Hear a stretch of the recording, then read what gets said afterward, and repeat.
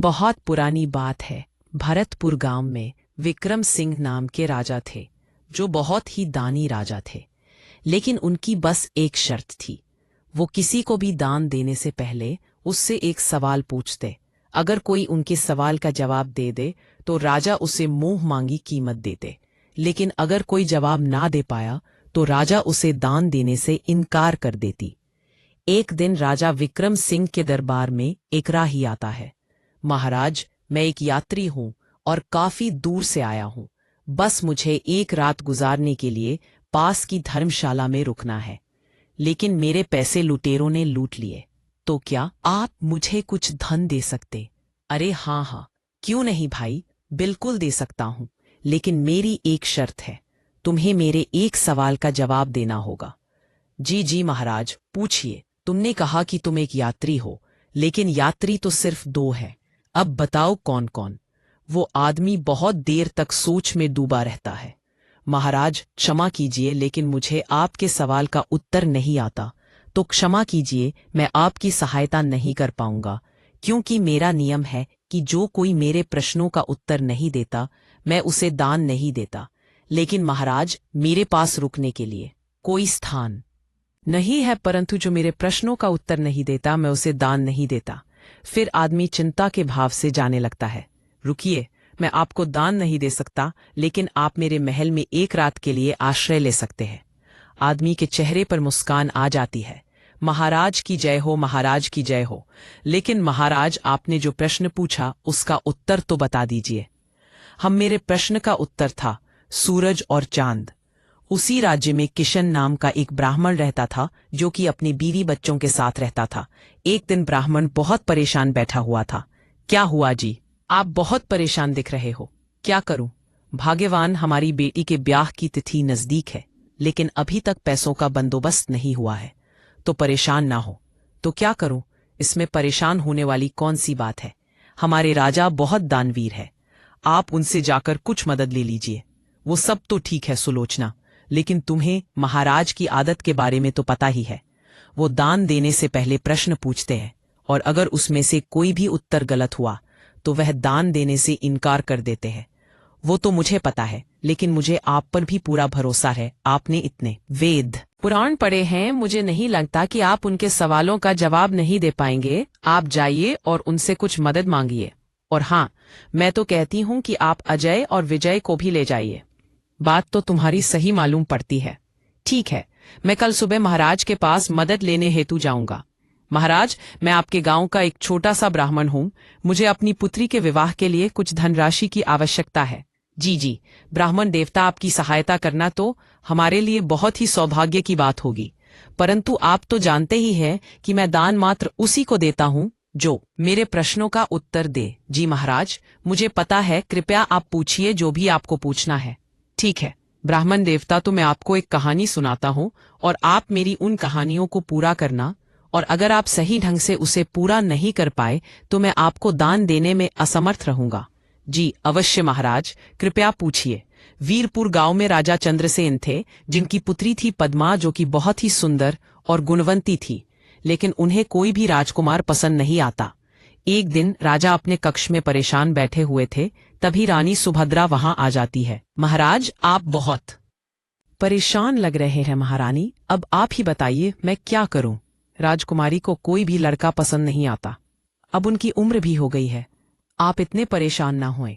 हमारी राजकुमारी बहुत समझदार है। उन्हें पता है कि उनके लिए क्या सही है और क्या गलत। लेकिन महारानी, उन्हें राजकुमार पसंद ही नहीं आता। अब मैं अपनी पसंद के किसी राजकुमार से उनका विवाह करवा दूंगा। नहीं नहीं महाराज, ऐसा गजब मत करना। जब हमारी राजकुमारी को कोई लड़का पसंद आ जाएगा, तब वो खुद ही आपको शादी के बारे में कह देंगे। और अगर आपको उनकी ज्यादा ही फिक्र हो रही है तो आप खुद उनसे बात कर लेना। ठीक है महारानी जी, मैं कल ही राजकुमारी से बात करूंगा। राजकुमारी जी, हमने आपको इतने सारे राज्यों के राजकुमारों से मिलवाया, लेकिन आपको उनमें से कोई भी पसंद नहीं आया। अगर आप कहे तो क्या मैं आपके लिए स्वयंवर रखवा लूं? आपको जो भी राजकुमार पसंद आएगा, आप उन्हें अपने वर के रूप में स्वीकार कर लेना। नहीं नहीं पिताजी, मुझे स्वयंवर तो बिल्कुल पसंद नहीं है। स्वयंवर में मुझे कैसे पता चलेगा कि किस राजकुमार के अंदर कौन सा गुण है। मुझे जब कोई राजकुमार पसंद आएगा तब मैं आपको बताऊंगा।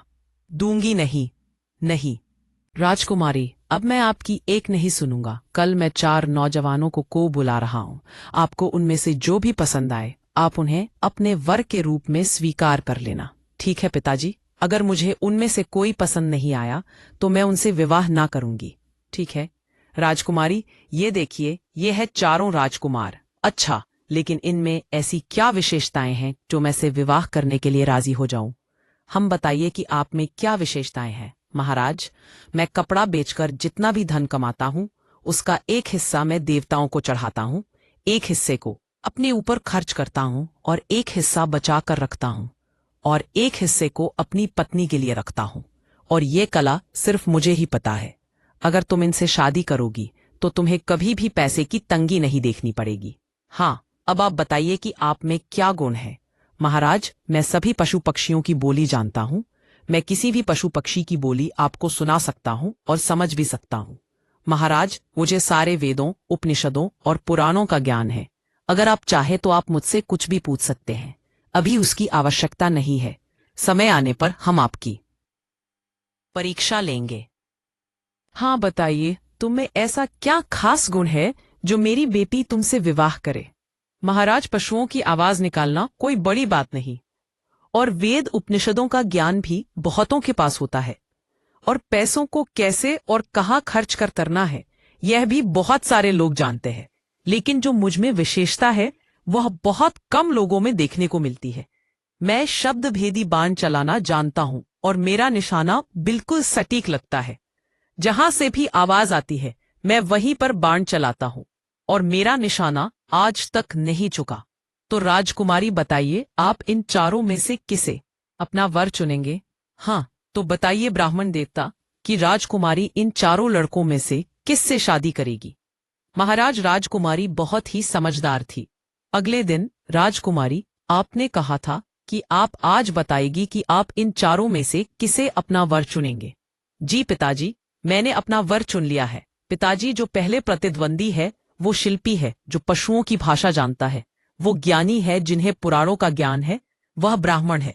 पर जो शब्द भेदी बाण चलाना जानते हैं वो एक क्षत्रिय है। तो एक क्षत्रनी का विवाह भी क्षत्रिय से होना चाहिए। राजा अपनी पुत्री की बुद्धिमत्ता को देखकर बहुत खुश हो जाते हैं और उनका विवाह चौथे लड़के यानी जो क्षत्रिय था उनसे करवा देते हैं।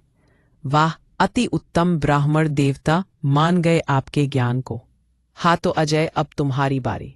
मानिकपुर गांव में रमन नाम का एक किसान अपनी बूढ़ी माँ के साथ रहता था। वो दिन भर खेती मजदूरी करके गुजारा करता था। माँ, आपसे मैंने कितनी बार कहा है कि आप कुछ काम मत किया कीजिए, मैं करा लूंगा सारे काम। अरे बेटा, तू भी क्या क्या करेगा? घर संभालेगा या खेत संभालेगा? वैसे भी मैं तुझे कब से कह रही हूं कि मुझे एक बहू ला दे तो मैं आराम से बैठूंगी। अरे माँ, इतनी सी खेती में हमारा गुजारा होना ही इतना मुश्किल है तो एक और का गुजारा कैसे होगा? तू तो हमेशा ही बहाने मारता रहता है। सही तो कह रहा हूं।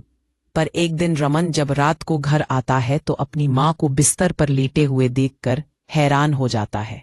माँ, क्या हुआ? माँ, आपका पूरा शरीर आग से तप रहा है। चलिए मैं शीघ्रता से आपको वैद्य जी के पास ले चलता हूँ। वैद्य जी, देखिए ना, मेरी माँ बहुत ज्यादा जर में है। बेटा, अभी तो मैंने इन्हें औषधि दे दी है लेकिन इनका उपचार मुझसे नहीं होगा। तुम एक काम करो, शहर जाकर किसी अच्छे से डॉक्टर को अपनी माँ को दिखाओ। ठीक है वैद्य जी, जैसा आप कहे मैं वैसा ही करूंगा। लेकिन बेटा, तुम्हें कम से कम 15-20 हजार रुपयों का इंतजाम करना पड़ेगा। मैं अपनी माँ के लिए कुछ भी कर सकता हूँ। रमन उसकी माँ को घर ले आता है। माँ को शहर में अच्छे डॉक्टर को भी दिखाना है लेकिन पैसों का क्या करूंगा? कहाँ से लाऊंगा इतने पैसे? बेटा, तुझे मेरी फिक्र करने की जरूरत नहीं है। अब मैं बूढ़ी हो चुकी हूँ। मेरी जितनी उम्र थी मैं जी चुकी हूँ। ऐसा मत बोलो। माँ, मैं अभी सेठ दयाराम से कुछ पैसे उधार लेकर आता हूँ, उन्हें बाद में चुका दूंगा। वैसे भी वह पिताजी के बहुत अच्छे मित्र थे। हो ना हो वो हमारी सहायता अवश्य करेंगे। लेकिन बेटा, पूरा गांव जानता है कि वो कितने कंजूस और लालची है। उनसे पैसा निकलवाना बहुत टेढ़ी खीर रहेगी। माँ, मेरे लिए इस पूरे संसार में आपसे बढ़कर और कोई नहीं, और इस वक्त उनके अलावा मेरी सहायता और कोई भी नहीं कर सकता, इसलिए मैं जा रहा हूँ। रमन जल्दी से सेठ दयाराम के पास पहुंच जाता है। सेठ जी, मुझे 1 रुपए की आवश्यकता थी। मेरी माँ बहुत बीमार है और वैद्य जी ने कहा है कि उन्हें शहर में किसी अच्छे डॉक्टर को दिखाने की आवश्यकता है। क्या कसम चिल्लर कि मैंने इतने रुपए तो एक साथ खुद भी खर्च ना किए होंगे, और तू एक मामूली सा छो रहा है। मैं तुझे इतने सारे पैसे क्यों दूंगा?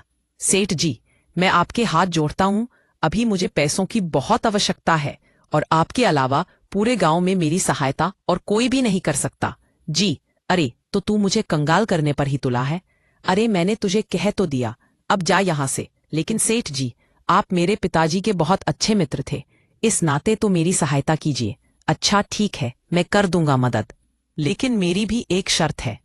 मैं तुम्हें पैसे तभी दूंगा जब तुम मुझे एक कागज में आग और दूसरे में हवाला कर दोगे। अगर तुमने मुझे वो ला दी तो मैं तुम्हें पैसे दे दूंगा, पर अगर तुम ना ला पाए तो फिर मुझसे मदद लेना भूल जाना। भाई ठीक है सेठ जी। रमन दौड़ता हुआ अपने घर जाता है। क्या हुआ बेटा, क्या कहा सेठ जी ने? मना ही किया होगा। मुझे पता ही था कि वह सेठ 1 नंबर का कंजूस है। नहीं माँ, सेठ जी ने पैसे देने के लिए हाँ कर दी है, परंतु उनकी एक शर्त है। शर्त? मुझे तो पता ही था कि वह सेठ बहुत चालाक है, वो हर मुमकिन कोशिश करेगा पैसे ओके देने से बचने की। वैसे क्या शर्त रखी है उस सेठ ने? माँ, उन्होंने कहा है कि मुझे वो पैसे तभी देंगे जब मैं एक कागज में हवा और दूसरे कागज में आग लेकर जाऊंगा। उस समय तो मैंने हाँ कर दी, लेकिन अब मेरी समझ में यह नहीं आ रहा है कि मैं उन्हें कागज में हवा और आग कैसे दूं। अरे तो मैं तुझे बताती हूँ। हाँ तो अजय, अब तुम मुझे बताओ कि रमन एक कागज में हवा और दूसरे कागज में आग कैसे लेकर जाएगा? अभी बताता हूँ। महाराज यशोदा एक कागज का पंखा बनाती है और रमन को दे देती है। जब तू इस कागज को हिलाए तो तुझे हवा मिलेगी। हवा तो ठीक है, लेकिन मैं कागज में आग कैसे लेकर जाऊंगा? अगर इस कागज में आग रखी तो यह तो पूरा ही जल जाएगा। रुक जा, उसका भी इलाज है मेरे पास। फिर यशोदा जल्दी से कागज का कंडी बनाकर रमन को दे देती है। ये ले रमन, इस कंदील में तू आग भरकर ले जा सकता है।